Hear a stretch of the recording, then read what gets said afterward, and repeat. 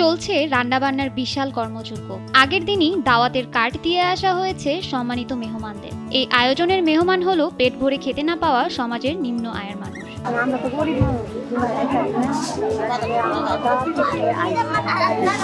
এ এক ব্যতিক্রমী মেহমানখানা, যেখানে মাসে একদিন সমাজের নিম্ন আয়ের মানুষেরা একবেলা পেট ভরে সুস্বাদু খাবার খেতে পারে। প্রতি ইংরেজি মাসের প্রথম শুক্রবারে আয়োজিত এই দাওয়াতে অংশ নেন অন্তত ৩ শতাধিক মানুষ। ভৈরবের এক ঝাঁক যুবকের উদ্যোগে ২ বছরের বেশি সময় ধরে চলে আসছে এই মাসিক মেহমানখানা। যারা ঘরবাড়ি নাই, যারা ভিক্ষা করে রাখা, যারা দিনমজুর, যারা শ্রম দিয়া কাজ করে, যারা সরকারের দেওয়া আশ্রয় প্রকল্পে থাকে, তারা তো ভালো কিছু খাইতে পারেনি। প্রতি মাসের প্রথম শুক্রবার দিন এই আয়োজন করা হয়ে থাকে ২ থেকে ২৫০ মানুষের। বিভিন্ন এলাকার গরিব, অসহায়, যারা খেটে খাওয়া মানুষ, অসহায় মানুষ, এরা এখানে মাসে একবার আসে মেহমানদারি গ্রহণ করার জন্য।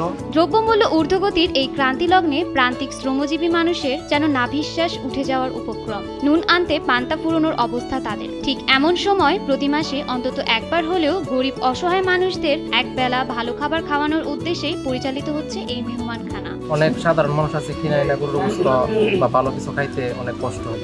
একদিন চিন্তা করলাম আমাদের বাড়ির এলাকার যুবকদের নিয়ে যে আমরা একটা অনুষ্ঠান করি, কমসে কম মাসে একবার হলেও অসহায় দরিদ্রদেরকে ভালো উন্নত মানের খাবার দেওয়া। একবারে অসহায় কিনে খাইতে পারে না, তাদেরকে আমরা দাওয়াত দিয়ে খাওয়াই। তরুণদের ভিন্নধর্মী এই আয়োজনের প্রতি ধাপেই রয়েছে সম্মান ও আভিজাত্যের ছোঁয়া। আগের দিন বৃহস্পতিবার বাড়ি বাড়ি গিয়ে দিয়ে আসা হয় আমন্ত্রণ পত্র। পরদিন প্যান্ডেল সাজিয়ে পরিবেশন করা হয় দুপুরের খাবার। খাবার খেতে ভিড় জমায় শিশু কিশোর সহ সমাজের বিভিন্ন বয়সের মানুষেরা। আমি প্রত্যেক মাসে এখানে আসি, কোনোদিন গরুর গোশ, কোনোদিন বোনা খিচুড়ি, কোনোদিন ডিম, এরকম ভাবে আমরা তৃপ্তি মতো।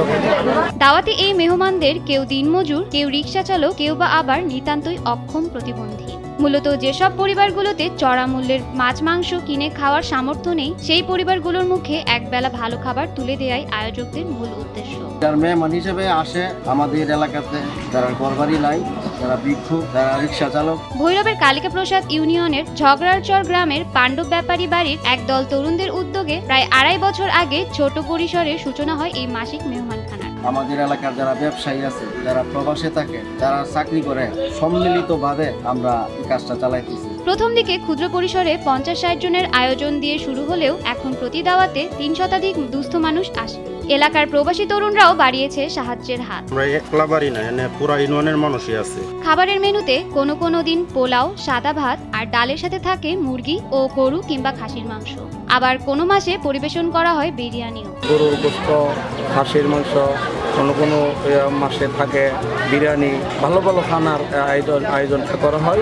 অর্থায়নের পাশাপাশি রান্না থেকে শুরু করে সকল কাজ আয়োজকরা নিজেরাই করে থাকেন। ভোরে বাজার সদাই কিনেই শুরু হয় রান্নার কর্মযজ্ঞ।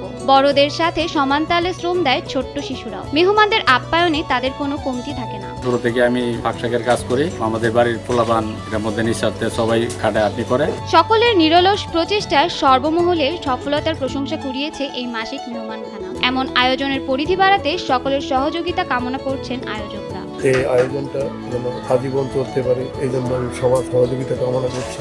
এখানে আগত মেহমানদের মুখে খাবার শেষে তৃপ্তির হাসি দেখতে পাওয়াই যেন আয়োজকদের সফলতা। গ্রামীণ জনপদে এমন কার্যক্রম নিঃসন্দেহে মানবিকতার উজ্জ্বল দৃষ্টান্ত। তাই উৎসাহ অনুপ্রেরণা দিয়ে এসব মানবিক তরুণদের পাশে দাঁড়াবে সমাজের বিত্তবানরা, এমনটাই প্রত্যাশা সকলের। যুবকরা এই যে উদ্যোগটা নিয়েছে, এটা অত্যন্ত প্রশংসনীয়। আমার তরফ থেকে আমি খুব চেষ্টা করে যাবো, আমার ছেলে মেয়েকেও ওসিয়ত করে যাবো যে মেহমানরা সারা বাৎসরিকভাবে চলতে থাকে।